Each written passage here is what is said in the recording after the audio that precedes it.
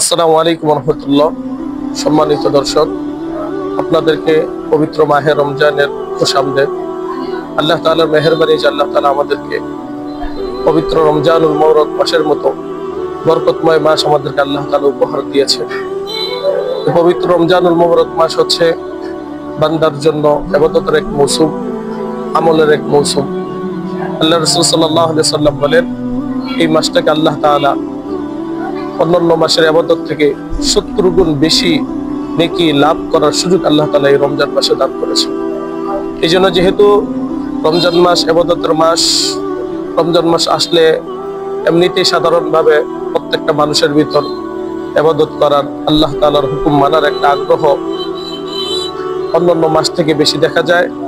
সেই হিসাবে এই মাসকে আমরা ইবাদতের মধ্যে যদি আমরা কাটাইতে পারি, তাহলে আল্লাহ তাআলার কাছে এই মাসের ফায়েজ, বরকত এবং লাভ আমরা অর্জন করতে পারবো। এই জন্য আমরা রমজান মাসকে ইবাদতের একটা মৌসুম হিসেবে আমরা সুযোগ মনে করে, সুবর্ণ সুযোগ মনে করে আমরা এই মাসটাকে অতিবাহিত করব। হযরত উবাদা ইবনে সামিত রাদিয়াল্লাহু তাআলা আনহু থেকে বর্ণিত, তিনি বলেন, একদা নবী করিম সাল্লাল্লাহু আলাইহি ওয়াসাল্লাম রমজানের কিছু পূর্বে ইরশাদ করলেন, রমজান মাস আগত প্রায়, যা অত্যন্ত রহমত ও বরকতের মাস। আল্লাহ তাআলা এই মাসে তোমাদের প্রতি নিজ দৃষ্টি নিবদ্ধ করেন এবং খাস অনুগ্রহ তোমাদের উপর বর্ষণ করেন, ভুল ত্রুটি ক্ষমা করে দেন, দোয়া কবুল করেন এবং ইবাদতের প্রতি তোমাদের আগ্রহ দেখতে থাকেন আর ফেরেশতাদের নিকট গর্ব করেন। সুবহানাল্লাহ। সুতরাং তোমরা আল্লাহ তাআলাকে নিজেদের সৎকর্ম দেখাও।